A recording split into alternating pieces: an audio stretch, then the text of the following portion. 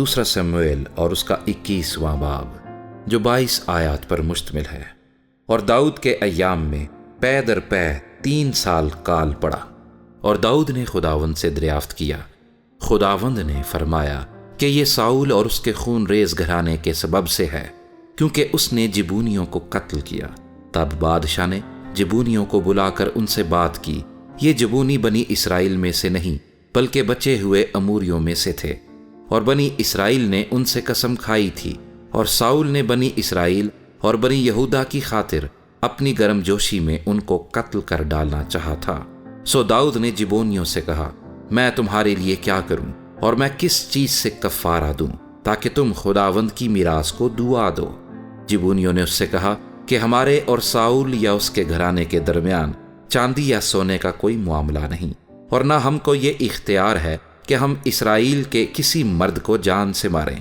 اس نے کہا، جو کچھ تم کہو میں وہی تمہارے لیے کروں گا۔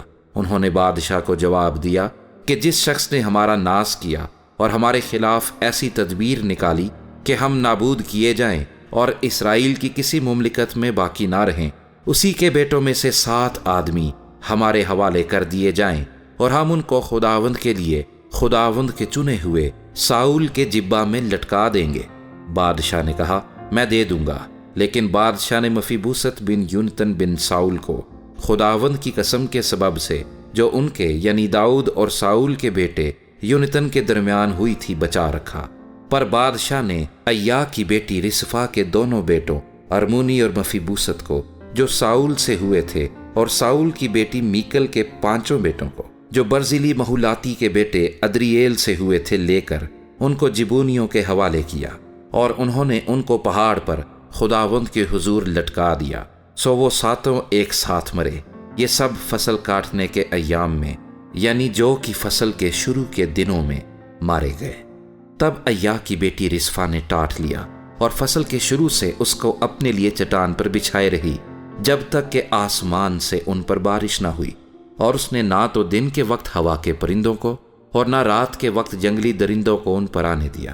اور داؤد کو بتایا گیا کہ ساؤل کی حرم ایا کی بیٹی رسفا نے ایسا ایسا کیا۔ تب داؤد نے جا کر ساؤل کی ہڈیوں اور اس کے بیٹے یونتن کی ہڈیوں کو یبیس جلاد کے لوگوں سے لیا، جو ان کو بیت شان کے چوک میں سے چرا لائے تھے، جہاں فلسطینیوں نے ان کو جس دن کہ انہوں نے ساؤل کو جلبوا میں قتل کیا ٹانگ دیا تھا۔ سو وہ ساؤل کی ہڈیوں اور اس کے بیٹے یونتن کی ہڈیوں کو وہاں سے لے آیا، اور انہوں نے ان کی بھی ہڈیاں جمع کیں جو لٹکائے گئے تھے، اور انہوں نے ساؤل اور اس کے بیٹے یونتن کی ہڈیوں کو ضلع میں جو بنیامین کی سرزمین میں ہے اسی کے بیٹے کیس کی قبر میں دفن کیا۔ اور انہوں نے جو کچھ بادشاہ نے فرمایا سب پورا کیا۔ اس کے بعد خدا نے اس ملک کے بارے میں دعا سنی، اور فلسطی پھر اسرائیلیوں سے لڑے، اور داؤد اپنے خادموں کے ساتھ نکلا اور فلسطینیوں سے لڑا، اور داؤد بہت تھک گیا۔ اور اشبی بنوت نے جو دیو زادوں میں سے تھا اور جس کا نیزہ وزن میں پیتل کی 300 مسکال تھا، اور وہ ایک نئی تلوار باندھے تھا، چاہا کہ داؤد کو قتل کرے، پر زرویا کے بیٹے ابیشے نے اس کی کمک کی اور اس فلسطی کو ایسی ضرب لگائی کہ اسے مار دیا۔ تب داؤد کے لوگوں نے قسم کھا کر اس سے کہا کہ تو پھر کبھی ہمارے ساتھ جنگ پر نہیں جائے گا، تا نہ ہو کہ تو اسرائیل کا چراغ بجھا دے۔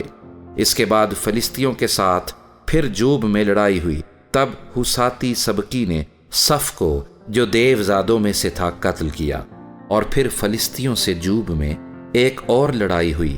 تب الحنان بن یری ارجیم نے جو بیت الحم کا تھا جاتی جولیت کو قتل کیا، جس کے نیزے کی چھڑ جلاہے کے شہتیر کی طرح تھی۔